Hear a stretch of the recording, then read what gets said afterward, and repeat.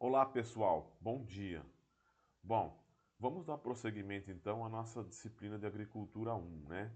A parte de cultura do feijoeiro. Bom, então nessa próxima aula agora nós vamos ver um pouquinho dos elementos climáticos para a obtenção de altas produtividades na cultura do feijoeiro. Vamos ver a questão da fenologia da cultura do feijoeiro, né? Vamos ver doenças, pragas e a colheita, assim como a pós-colheita da cultura do feijoeiro. Bom, então dando continuidade, né, a terceira parte da nossa disciplina aí, nós vamos ver um pouquinho dos elementos climáticos sobre a produtividade da cultura do feijoeiro, tá? Então, o clima é realmente o problema mais sério, vamos dizer assim, para a cultura do feijoeiro. O feijão ele tem muito problema com a questão de falta de água, né, de chuva, principalmente para o seu desenvolvimento vegetativo, tá? A questão dos frios, que eu já comentei com vocês, que é uma cultura que sofre geada, tá? Sendo uma cultura indicadora de geada em regiões que tem frio intenso. Tem problemas com calor intenso, por ser uma espécie C3, ok? E o encharcamento do solo também pode promover, além de problemas no sistema radicular, né, com anorexia do sistema radicular, ou seja, a morte do sistema radicular, pode promover, pode trazer, né, fungos, né, que podem ali se instalar no sistema radicular do feijoeiro e vir a matar a futura planta, tá? O feijão é bastante sensível a doenças, principalmente doenças de solo, né, como a gente já mostrou para vocês aí, principalmente a fusariose, tá? E também a mela, né, que nós vamos falar um pouquinho, e bastante sensível também à parte aérea em algumas doenças. Bom, em relação aos elementos climáticos, né, os mais importantes então são a temperatura, radiação solar, é uma cultura de dias curtos, apesar que as variedades atuais têm quase que insensibilidade a essa questão do fotoperíodo, ok? E a questão da pluviosidade também, que é importante para a cultura do feijoeiro. Bom, então, como eu falei para vocês, o fotoperíodo, a maior parte das cultivares atuais são insensíveis ao fotoperíodo, então não tem problema quanto ao fotoperíodo, ok? É, em relação à radiação solar, né? É uma cultura que necessita de luz, não precisa tanto como, por exemplo, o milho, né? Por ser uma espécie C3, é uma espécie que satura em termos de luminosidade rapidamente, tá? Então, mesmo com uma luz difusa sendo interceptada pela planta, ela consegue produzir, atingir altas produtividades. O que já é diferente, por exemplo, do milho que eu comentei com vocês, né? Por ser uma espécie gramínea, uma espécie C4, a deficiência de luz pode promover reduções na produtividade. Para o feijoeiro isso não é uma realidade, tá? Bom, radiação solar. Então a gente fala um pouquinho aí, né, da questão do índice de área foliar, tá? Que é o quê? O quanto que essa planta vai absorver, né? Esse índice é a quantidade de área foliar que a planta tem, né? Se a gente pegasse todas as folhas do feijoeiro, retirasse e avaliasse a área foliar pela área de terreno, a gente teria um número, que é em torno aí de 3 a 3,5, que seria o número ideal para a cultura, vamos dizer assim. Mais que isso, o que vai acontecer? Muito sombreamento das folhas do bacheiro e queda dessas folhas do bacheiro, então prejudica a produtividade. Tá? Então, em questão de radiação solar, o ideal aí seria a gente seguir esse índice de área foliar, né? Esse índice também pode ser também um dos responsáveis pela determinação, por exemplo, do espaçamento da cultura, tá? Então, quanto mais enfolhada for a tua cultivar, menos espaçamento você vai ter, né? Vamos dizer assim, você vai ter que espaçar mais a cultura, tá? Então, quanto mais, se for um feijão de corda, por exemplo, você já tem que abrir bem mais, né? Porque ele ocupa mais espaço, tá? Então, a gente vai ver um pouquinho disso aí das questões das cultivares, tá? Um outro conceito que a gente vai passar para vocês, pessoal, é a questão dos graus dia, tá? O que é o grau dia, pessoal? O grau dia nada mais é do que a quantidade de calor, né? Ou que a gente considera de unidades caloríficas, por quê? Porque você tem aí uma fórmula, né? Você avalia o grau dia, onde você pega a temperatura máxima, mínima, faz a média, menos o zero vegetativo. O que seria o zero vegetativo? Em torno aí de 12, 13 graus, né, por dia. Né? O feijão, o zero vegetativo, seria aquela temperatura na qual uma planta de feijão paralisaria seu crescimento. Então esse seria o zero vegetativo, tá? Para feijão, circula em torno entre 12 e 13 graus, tá? Então, você faz essa média, locais mais quentes acumulariam mais graus dia, tá? E com isso, adiantariam um pouco o seu ciclo. Então, o que adianta ciclo de uma cultura é principalmente os graus dia, unidades caloríficas, tá?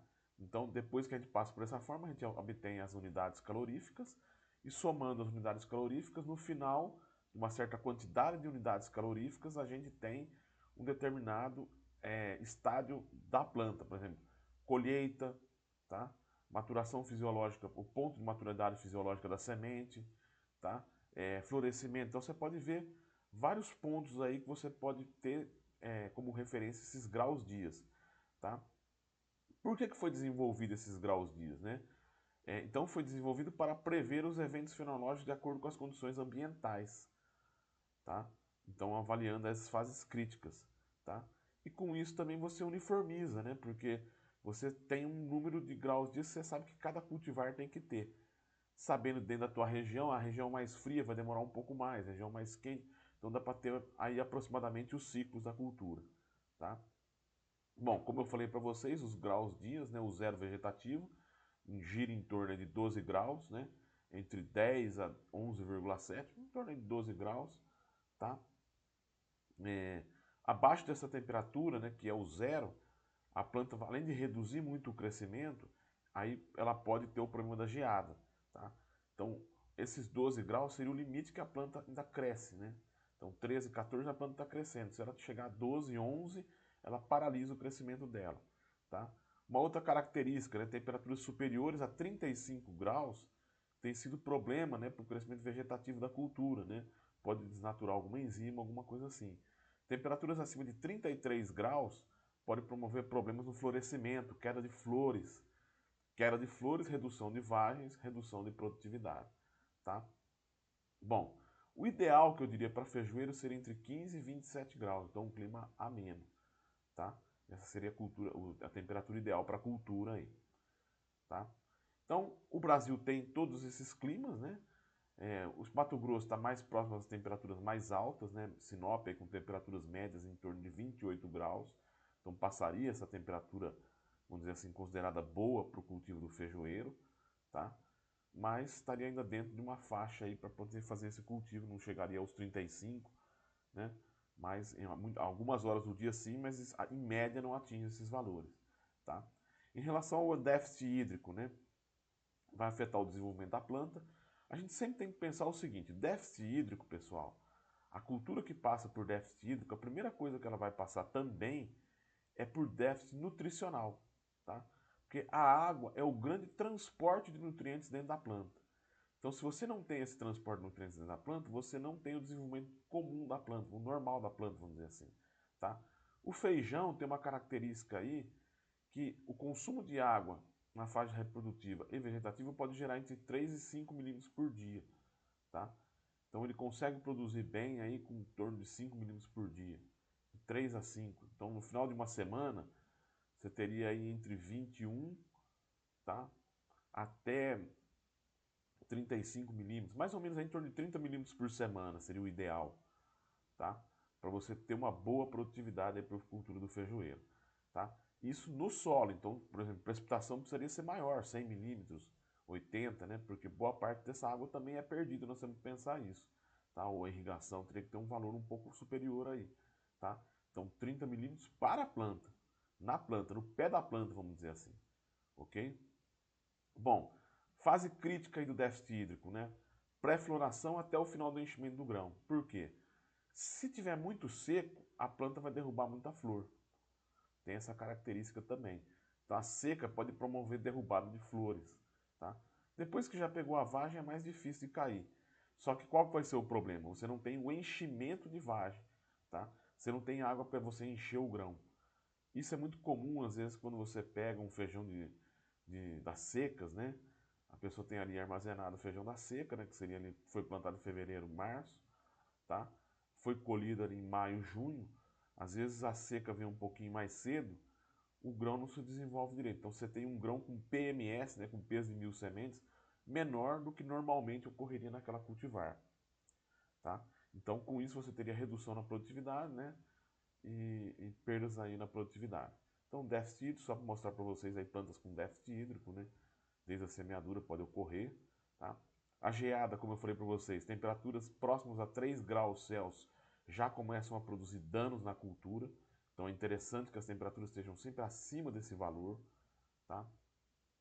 Temperaturas ótimas aí, germinação em torno de 28 graus seria uma temperatura ótima, tá?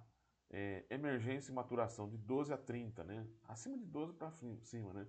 Só que na verdade assim, pelo menos 15, né? Porque 12 já está próximo ao zero vegetativo, ok? Temperaturas muito altas, acima de 30, 40 graus, é o que eu falei para vocês, pode ter abortamento principalmente de flores, tá? Várias defeituosas, redução na polinização, redução no peso de mil sementes. Às vezes a temperatura é muito alta, se parou de chover, se é um feijão plantado na época das secas, né?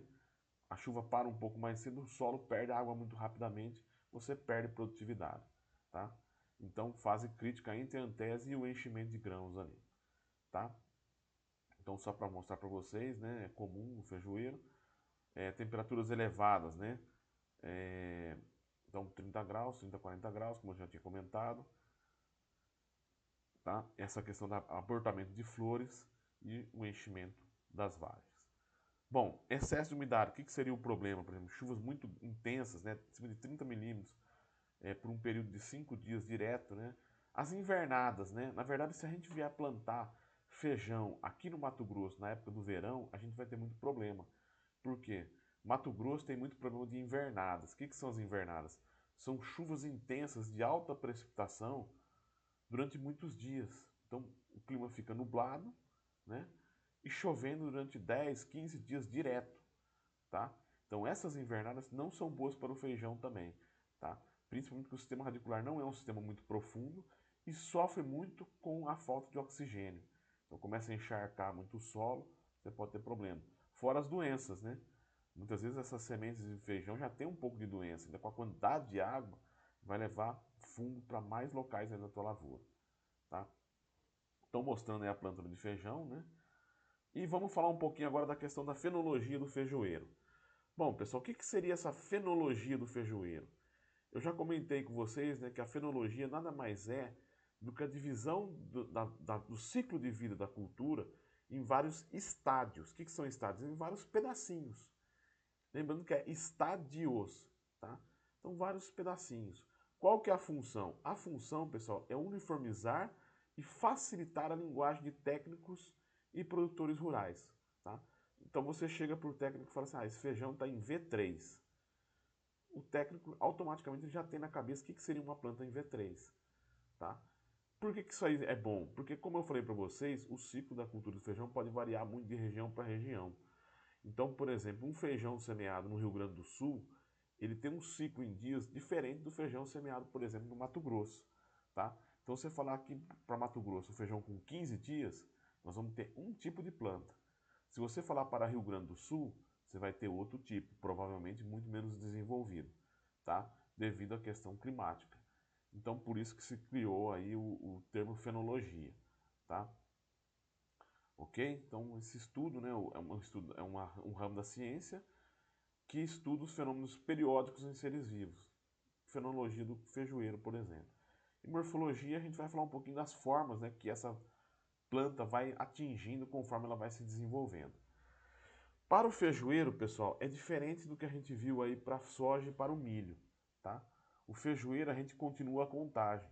Então a gente tem a fase vegetativa, tem a fase reprodutiva, tá? Vegetativa é os Vs, reprodutiva é os Rs, tá? Só que na vegetativa, o V, a gente chama o V0 o início da germinação, tá? Eu diria que até a emergência, vamos dizer assim, tá? Então começou a germinar é o V0. V1, cotilédones a nível de solo, então você começa a enxergar os cotilédones, abrindo ali as antigas plúmulas, né, as primeiras folhas cotiledonares. V1. V2, folhas primárias expandidas. As folhas primárias são as folhas que a gente chama de unifolioladas, tá? Então são as primeiras folhas. V2 é aquela figurinha que eu mostrei para vocês aqui atrás, ó, seria o V2, tá? Onde a primeira folha trifoliolada começa a se expandir, tá? V3, primeira folha trifoliolada, tá? Então seria aquela primeira folha trifoliolada totalmente desenvolvida e a segunda em formação. V4, terceira folha trifoliolada, tá? Ok? Então, terceira folha, 1, 2, 3, com a quarta folha ali se formando ali a planta, né? E aí, a gente considera tudo como V4 no vegetativo até entrar onde? No R5, que é a formação de botais florais, que seria já o início do florescimento, fase reprodutiva. Então, formação de botões. Você começa a ver botão na planta, R5. R6, abertura da primeira flor, tá? Do feijoeiro. R7, surgimento das vagens. A gente chama, como na soja, o canivetinho, tá? As vagens pequenininhas lá. R8, primeiras vagens cheias, tá? E R9, maturidade fisiológica, já seriam muitas vagens aí amareladas, tá? Ou já uma pelo menos amarelada e as outras todas bem formadas já dentro da cultura, ok? Dentro da tua área. Bom, então o V0, V1, tá? V0, germinação. V1 já seria a emergência com os cotilédonos sobre o solo, né? Seria mais ou menos isso aqui que eu estou mostrando para vocês, tá? Então V0, germinação, mas ainda não emerge, né? Lembrando, germinação é a semente germinando. Emergência é quando a plântula se sobressai e sai do solo, né? Bom, mostrando um pouquinho aqui, né, o V0, V1, já chegando em V2, né? Então a primeira folha foliolada, unifoliolada, né? Então V0 tem o giro da alça cotiledonar, né? Lembrando, né, que é epígene, né, a germinação do feijoeiro. A gente vê lá as plúmulas se desenvolvendo, os cotilédones, tá? A primeira folha unifoliolada e surgindo a segunda folha, a primeira folha trifoliolada, que seria a segunda folha, vamos dizer assim, né? Mas a primeira folha verdadeira, ok? Então estaria aí o V2, né? As primeiras folhas expandidas, as folhas primárias, e surgindo do outro, a primeira folha trifoliolada, tá? V3, já a primeira folha trifoliolada já se expandindo, tá? E surgindo a segunda folha, tá? V4 já seria já a terceira folha já se expandindo, né? Surgindo a quarta, ok? Então já seria o V4. Fase reprodutiva, então demora em torno de 35 a 40 dias, de acordo com a cultivar, começa a surgir os primeiros botões florais, tá? Então, cerca de 40 dias a gente já começa a ter. Pode ser botão branco ou roxo, né? A gente tem aí para feijoeiro, tá? Então, a gente tem esses ramos, né? Se tiver algum problema no estágio vegetativo, pode ter redução de formação de brotações e ramos, tá? R5, né? Que seria aí a formação dos botões, né? Que eu falei para vocês, né? A formação de botões florais, tá? Então, o estádio R5. R6, as flores abertas, né? Abertura floral, antese, tá? R6. R7, surgimento dos canivetinhos, né? Como eu falei para vocês aí, ok? São pequenas vagens com mais ou menos 3 a 5 milímetros aí, tá? São vagens que ainda não têm os grãos totalmente formados, estão se formando ali, tá? R8, tá? Seria essas vagens já formadas aí, vamos dizer assim, só que ainda verdes, com os feijões ainda crescendo ali dentro, tá? Interessante que essa curvatura aí da vagem pode ser por dois fatores, né? Ou a própria cultivar que apresenta isso, ou pode ocorrer também essa curvatura devido a uma questão de estresse hídrico, né? Às vezes você tem essa curvatura da vagem, às vezes a pessoa fala, isso aí é a cultivar. Não é, pode ser um estresse hídrico que ocorreu ainda durante a cultura. E o R9, que seria a maturação fisiológica, pelo menos uma vagem madura dentro da planta, tá? Então, nesse caso aqui, né, a planta já madurou. O que pode acontecer? Você tem que colher o feijão porque você pode ter o problema da deiscência, né? Abertura de vagens, ok? Então, isso é importante também. As cultivares é interessante que não sejam deiscentes, né? Não tem abertura das vagens para você não perder o grão para o solo, né? Quando ele estiver bem seco, ela se abre e perde o grão, tá? Aqui só mostrando uma geral para vocês, desde o V0, V1, que é a emergência, V2 ali a primeira folha, V3, a primeira folha trifoliolada já desenvolvida com a segunda chegando, V4, que seria a terceira com a quarta chegando, tá? R5, que seria a formação dos botões, R6, a florada, R7, as vagens pequenininhas ali, e R8, as vagens já formadas, depois o R9, né? A gente que não tem o R9, mas vai mostrar para vocês. Bom, Espero que vocês tenham conseguido compreender a questão da fenologia da planta. Eu acho que, no geral, ficou até bem explicada aí essa questão da fenologia, né? Eu acho que deu para entender direitinho, né? Eu acho que conseguimos compreender. Bom, então, agora nós vamos falar um pouquinho da morfologia da planta no geral, tá? Então, o primeiro órgão que a gente vai falar vai ser sobre o sistema radicular, tá? Bom, a raiz, pessoal, como eu falei para vocês, é uma raiz pivotante, com a raiz principal, né? Ali, então, das espécies C3, tá? Não é um sistema radicular muito vigoroso, é um sistema radicular que sofre bastante com as intempéries, seca, inclusive a planta sofre bastante porque não tem uma profundidade muito grande, fica em torno de 30, 40 centímetros de profundidade, tá? Quase 90% do sistema radicular fica em torno de 40 centímetros de profundidade, tá? E uma característica, assim como a soja, também apresentam os rizóbios, né? Só que são rizóbios bem menores, menos eficientes do que da soja, né? A gente chama de Rhizobium tropse, né? É outro tipo, né? Não é o Bradyrhizobium japônico, né? Ou eucane que dá na soja. Já é o Rhizobium tropse, que é outro rizóbio que vai se juntar à planta e fazer a assimilação de nitrogênio, tá? Só que o Rhizobium tropis para o feijão ele é um pouco menos eficiente, tá? E tem duas teorias aí, né? Uma que a gente foi desenvolvendo aí, a própria adubação nitrogenada, tá? Que reduziu essa relação e com isso a planta acabou que não tem tanta essa ligação com esse risóbio. E a outra foi o próprio melhoramento genético, né? Alguns pesquisadores dizem aí que o melhoramento genético fez com que houvesse redução nessa interação, né, na simbiose entre a planta e o Rhizobium tropse, tá? E a planta aproveitasse mais o nitrogênio mesmo, tá? Ele é bem menor do que o da soja, é bem pequenininho, né? E, e também menos eficiente, tá?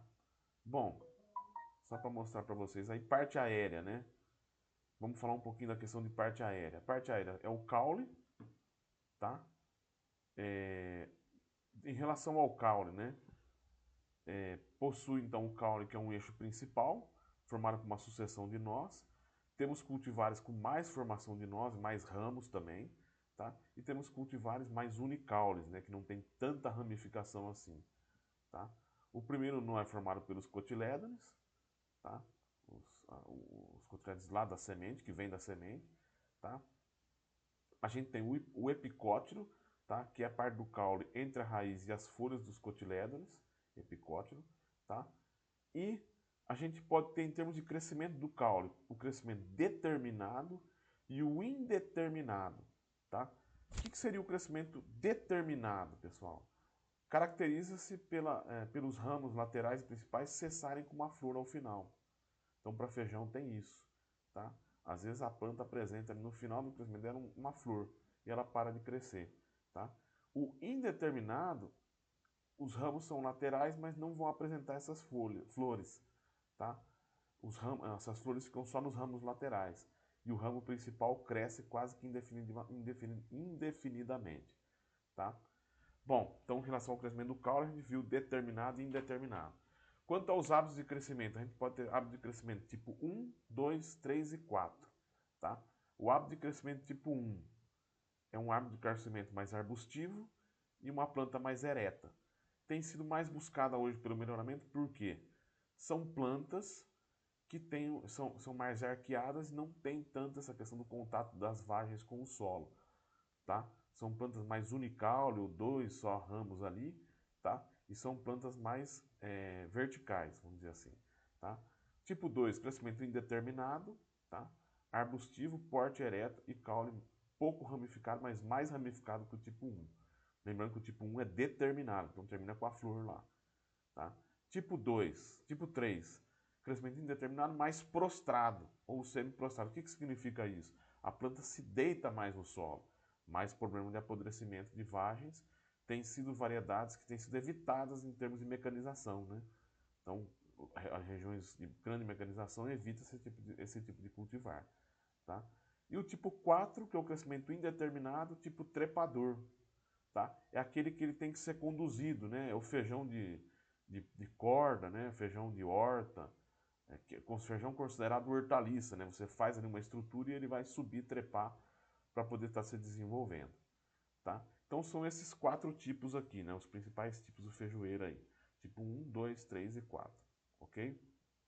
Bom, mostrando para vocês aí o hábito de crescimento tipo 1, tá? Bem arbustivo, precoce, maturação bem uniforme, tá?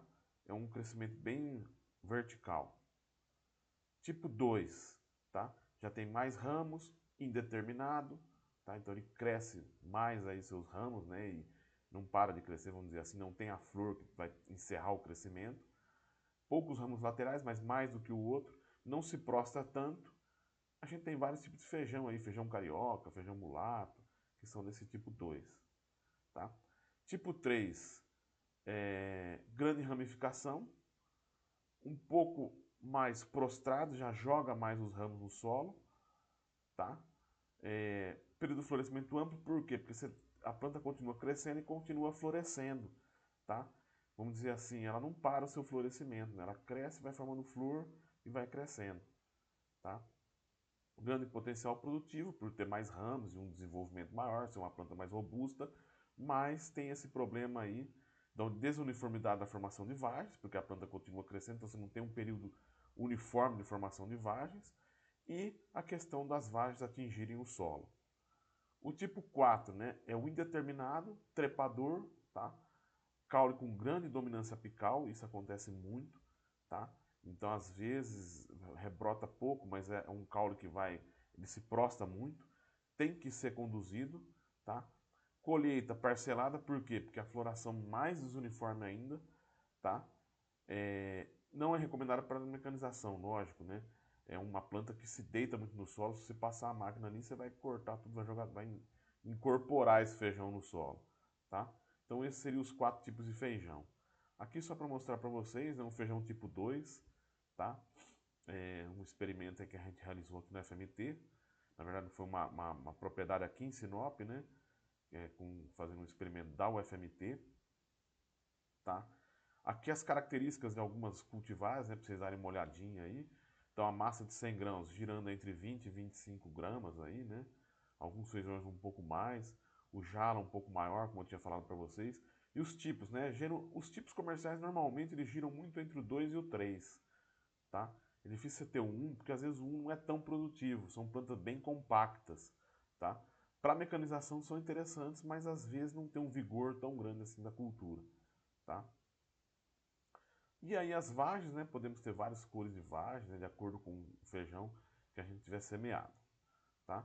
Bom, em relação à nutrição do feijoeiro, né?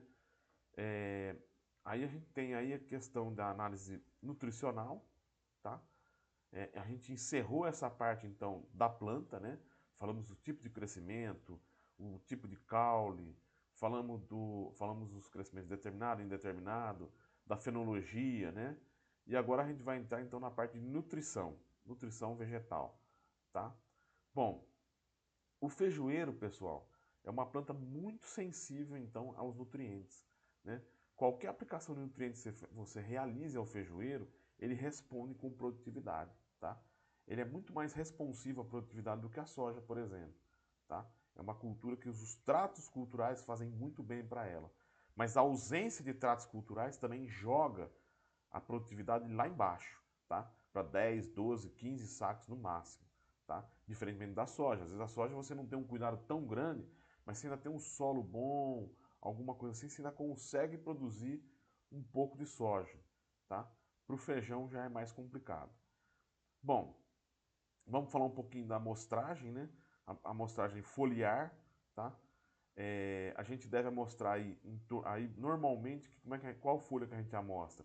A terceira folha do meristema para baixo. Então você pega o meristema da planta lá na ponta, conta uma, duas, três, são folhas alternadas, né?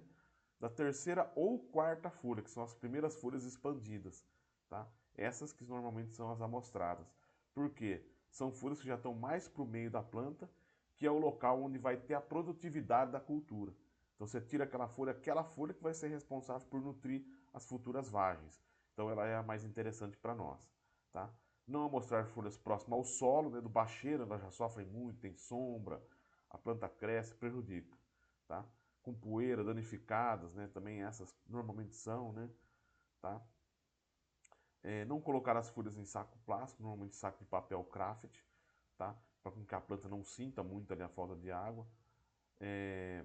Folhas turjas deterioram, então é interessante que você seque essas folhas depois, tá?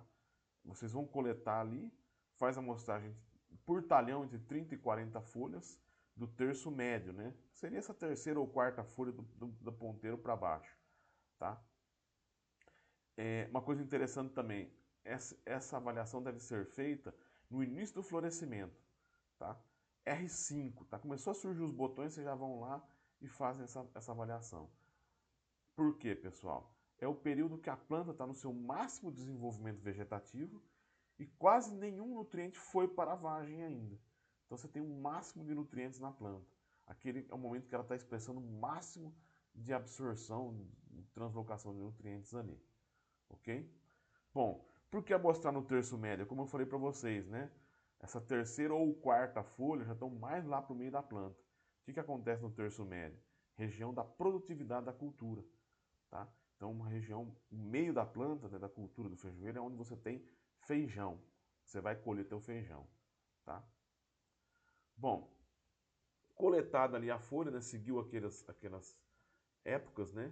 Você pode seguir depois dois tipos de tabela, né? Tabela de deficiência, né, ou suficiência, com as faixas de suficiência, ou você pode usar o método DRIS, né? O método DRIS é um método mais complexo, nós não vamos falar muito aqui. Ele usa também correlações, né? Então ele faz várias correlações e faz essas avaliações tanto dos nutrientes de forma individual e na forma de correlação, tá? Então você teria uma avaliação nutricional da sua planta mais perfeita, né? Tendo essas correlações de nutrientes. Por exemplo, nitrogênio com fósforo, cálcio com potássio, tá? Então teria essas relações aí, ok? Bom, então faz essas análises, né? E aí a gente tem aqui uma tabela de suficiência. Então você pega ali a tua análise e vai olhar se está suficiente ou não. Se não tiver suficiente, você vai estar fazendo o quê? Vai estar realizando, se possível, né, algum tipo de correção, tá? Principalmente os micros, né, que dá para corrigir aí de forma foliar depois, né? Você pode estar fazendo essas correções ou então deixa para o próximo ano, né? Vai corrigir algum tipo de adubo ali para o próximo ano, tá? Ok? Então, só para mostrar para vocês aí, pode ser, as tabelas podem ser em DAG por quilo, ou miligrama por quilo, ou porcentagem. Tem várias porcentagens, ou ppms, né? Tem várias unidades aí, mas todas vão te fazer chegar no mesmo local, tá? Aqui uma tabelinha de extração e exportação de nutrientes, só para a gente entender um pouquinho, né? Na verdade são três tabelinhas aí com vários tipos de feijão, né? O chumbinho opaco, roxinho, né?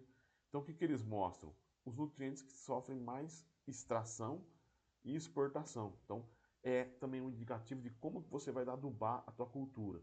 Então, se a gente for verificar aí, o nutriente que mais é extraído pelo solo é o nitrogênio, tá? E exportado também.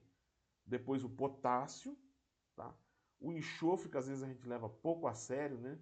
É um nutriente importante aí, tá? Depois o fósforo, cálcio e magnésio, tá? Então, só para mostrar para vocês a importância de alguns nutrientes, né? Então, o nitrogênio é um nutriente 100 quilos por hectare, né? Que é extraído. Exportado em torno de 70 quilos. Então, a gente sabe que desses 100 quilos que foi extraído, 30 vão voltar ao solo na forma de folha, né? Então, você pode fazer uma adubação aí de reposição, vamos dizer assim, tá? Ok?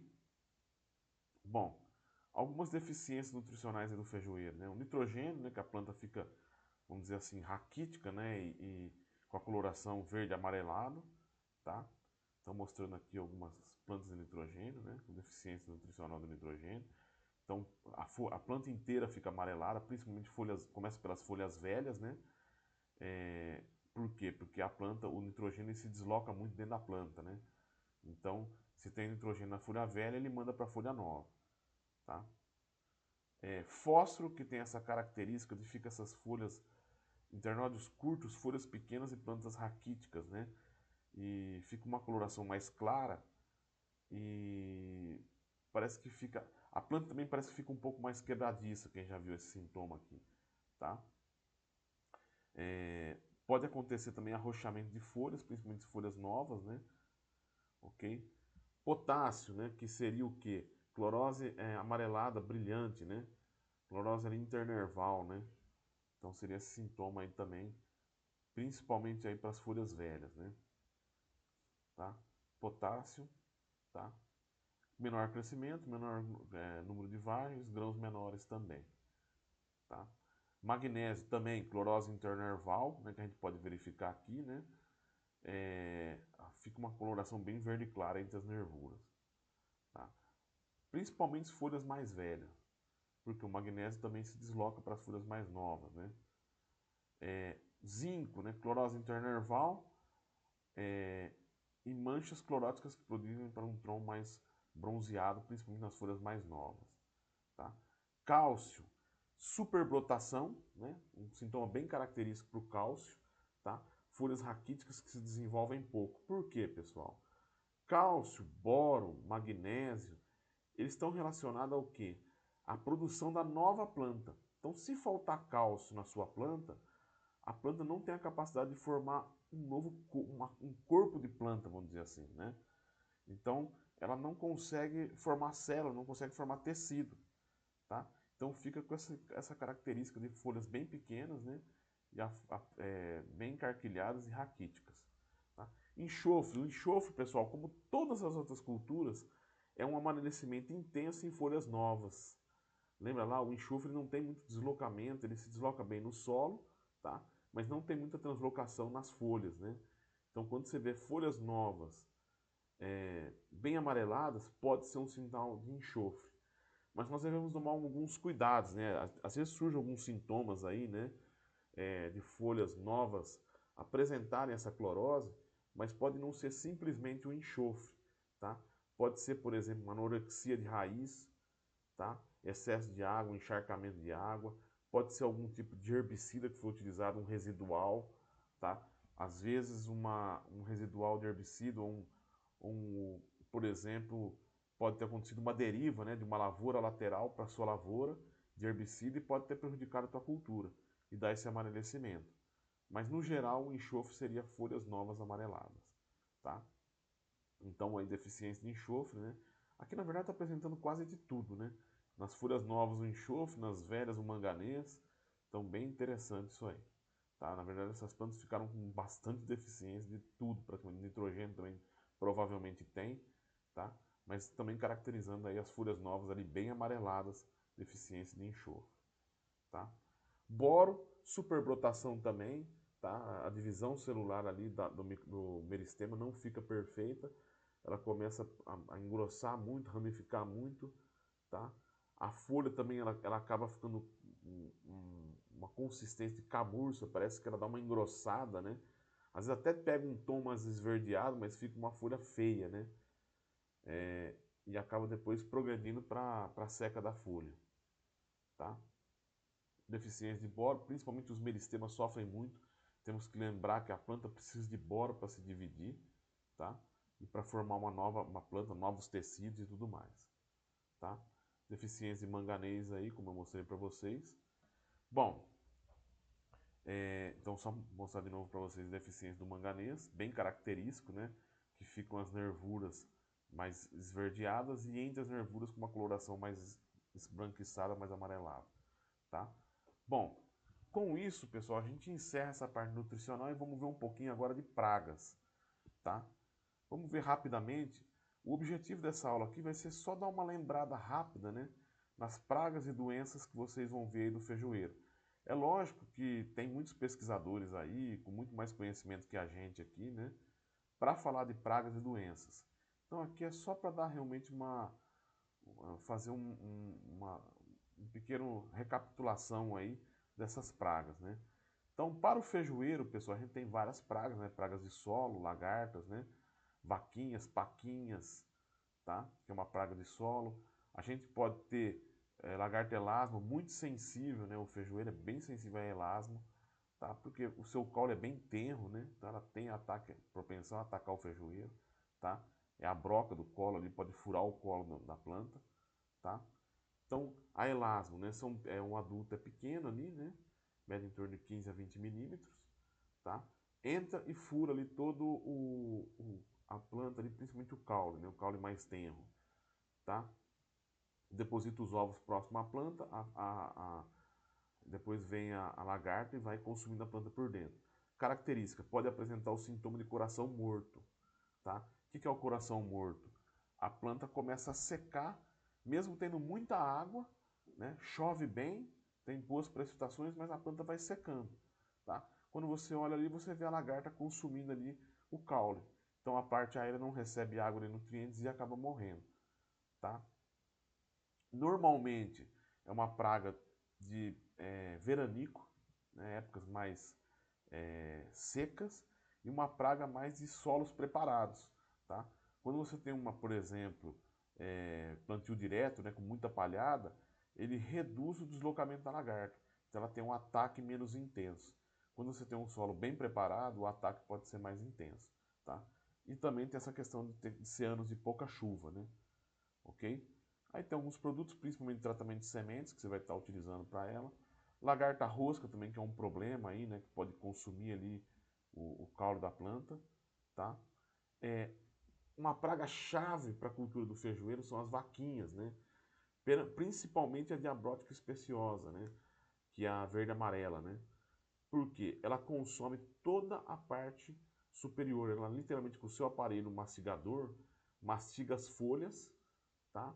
Uma praga bem intensa da cultura do feijoeiro, promove bastante desfolha e é uma praga cosmopolita. Qualquer lugar que você for semear no Brasil vai ter essa vaquinha, tá?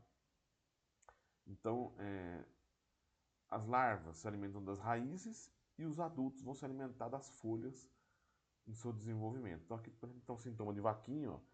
Qual que é o sintoma, principal problema, né? Vai reduzir a área foliar, tá?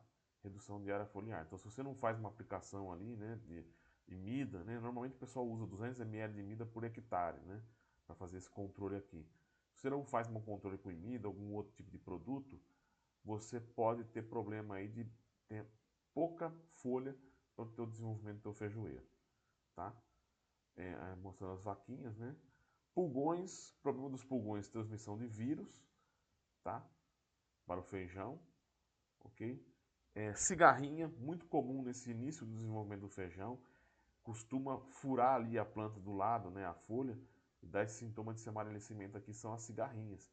Principalmente em áreas que tinha ali, às vezes, uma pastagem, alguma coisa, você semeia um feijão por cima, fica muita cigarrinha da pastagem que vem pro teu feijão, né? Principalmente a cigarrinha verde, né, as empoascas, né? E a característica da cigarrinha é que você coloca o dedo e ela vai para o lado, né, o caminhamento lateral, tá? E promove esse sintoma aí já no início do desenvolvimento da cultura, tá? Espodóptera você pode ter problema também, são as lagartas, né, que podem consumir teu feijão, tá? Então tem vários produtos aí para controle, né, tá? Que vocês podem estar utilizando, né, os piretroides, para controle dessa, dessa praga, tá? Uma praga importante, né? A lagarta enroladeira, né? Bonagota cranaodes, tá? Qual que é o problema dessa lagarta enroladeira? Ela é uma lagarta muito presente aqui no norte do Mato Grosso, tá? Característica, coloca os ovos e faz com que as folhas se enrolem. Com isso, pessoal, a hora que o ovo eclode, a lagarta vai e consome o limbo da folha, tá? Então, às vezes você olha numa lavoura, tem várias folhas ali enroladas, né? Forma ali parecendo um charuto. E o que vai promover? Uma perda de folha muito grande, tá? Prejudicando ali a tua lavoura. Tratamento com inseticidas, mas nem sempre você consegue atingir a lagarta, porque ela está protegida pela folha, né? Esse é o problema dessa lagarta aqui, bem problemático o controle. Outro problema aí, a mosca branca ocorre muito na nossa região, tá? Promovendo aí principalmente a disseminação de vírus e também prejudica aí o desenvolvimento da folha, porque são muitos furos na folha ali, também fica sugando a seiva da folha, pode promover sintomas aí, né? E além de ter a transmissão de vírus, ok? Só para mostrar para vocês aí, depois vocês dão uma olhadinha nessa questão da mosca branca. A larva minadora também ocorre no feijão, mas com menos intensidade, né? Ela vai consumindo ali no interior do limbo foliar, tá? Mas para nós aqui não tem sido um problema tão sério assim a minadora, né? O produtor que falar que tem problema com minadora tá bom demais, né? É a Liromyza sativa. Bom, para o feijão nós temos outra praga muito importante, que são as pragas de armazenamento, tá? A principal uma praga importante, né, é a traça, tá? Que são as plódias, tá? Só que a traça ela fica onde? Às vezes você armazena o teu feijão e ela acaba consumindo mais os grãos da parte superficial, tá? Quem vai atingir seus grãos lá embaixo são os gorgulhos, tá? Só que é um problema aí grave, né, para a cultura, acaba promovendo danos comerciais, né? Então é interessante que se tenha esse controle da traça, né? Principalmente fazendo o controle com fosfeto de alumínio, né? Você fazendo o expurgo, né? Ok? E outro aí o caruncho, né? O gorgulho, né? Que vai furando ali, vai se disseminando, vai colocando os ovos, vai se multiplicando. Normalmente ele vem do campo, vai para o armazém. A nossa sorte é que o feijão não fica tanto tempo armazenado, né? Mas mesmo assim ele é bem problemático. Controle, o expurgo, né? Você faz o expurgo lá, uma pastilha de gastoxin para cada metro cúbico de massa ali de sementes ou grão, cobre com um saco plástico, vamos dizer assim, um plástico, e solta ali o expurgo, né? Então o que acontece? Vai formando uma névoa, né? Que vai, o gás ali, né? Ele vai matando de tudo, né? Ele é biocida, mata tudo. E aí você consegue controlar essa praga, né? Outra praga também importante, né? Os percevejos em geral podem atacar o feijoeiro, né? Principalmente o nesaro, né? O percevejo verde, tá? Então, fazendo isso aí, o controle, você consegue. Não é um problema tão grave assim para a cultura do feijão, mas pode em algumas localidades promover aí perdas por produtividade, tá? Bom, então para encerrar nossa aula, né, nós vamos falar um pouquinho da questão das doenças do feijoeiro, né? Então a gente tem várias doenças, né, principalmente doenças relacionadas às vasculares, né? Principalmente, vamos falar um pouquinho agora, tá? O que são essas doenças vasculares, né? Então são doenças que vão promover problemas na parte do caule da planta, tá? Morte de plântulas, tombamento, por exemplo. Então a gente tem aí várias risoctônias, né? Que podem aí promover esses sintomas, né? Então, lesões deprimidas, né? De pítio, tá? Que vai fazer com que a planta caia, né? Ela tombe literalmente, tá? Isso pode ocorrer. Você pode às vezes confundir lá com elasma e pode ser essa questão do tombamento. Às vezes pode ser seca, né? Um problema também dessas risoctônias, às vezes você joga água, aplica água, faz irrigação e tal, e a planta continua morrendo. Por quê? A risoctônia já atacou ali e vai promover esses sintomas, tá? Vamos falar um pouquinho aqui, mancha de fusário, tá? Fusarium oxysporum, tá? Que pode promover aí a morte das plantas também, tá? Podridão do cólon, né? Sclerotium rufus, que é bem característico, né? Vem da semente, principalmente. Utilização aí, você vai utilizar fungicidas, né? As azitromicina, né? As estrobilulinas, triazóis, tá? Essa pulverulência aí na base do caule que vai fazer com que a planta não se desenvolva, podendo promover um dumping off da planta, tá? A mela está na Trephorus cucumeris, que é uma das principais doenças mais terríveis, né? Por ser uma doença de solo, tá? Chamada também de murcha de teia micérica, tá? Que vai promover esse sintoma aqui, ó, tá? Principalmente ligado a solos com maior encharcamento, tá?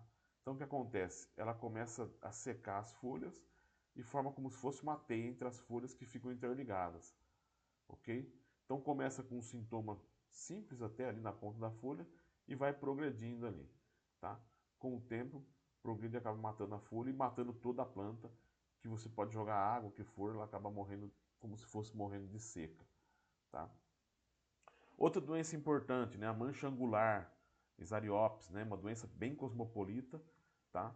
O que é essa mancha angular? São manchas foliares delimitadas pela nervura, tá? Então é isso aqui.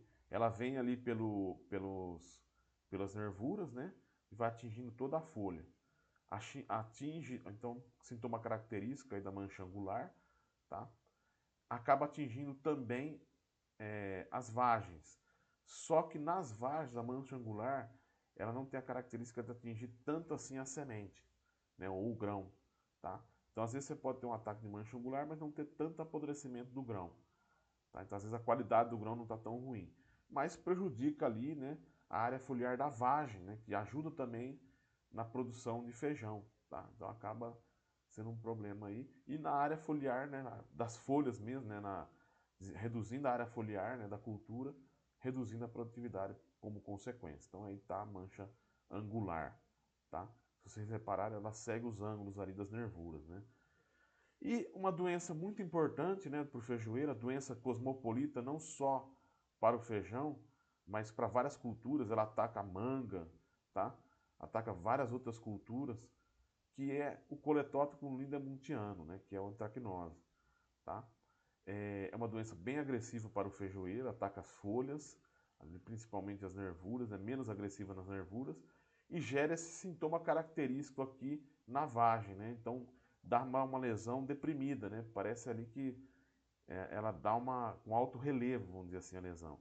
E atinge o grão. Então, o seu grão comercial, a qualidade comercial do seu grão é prejudicada com essa doença aqui. Então, bem problemática, né?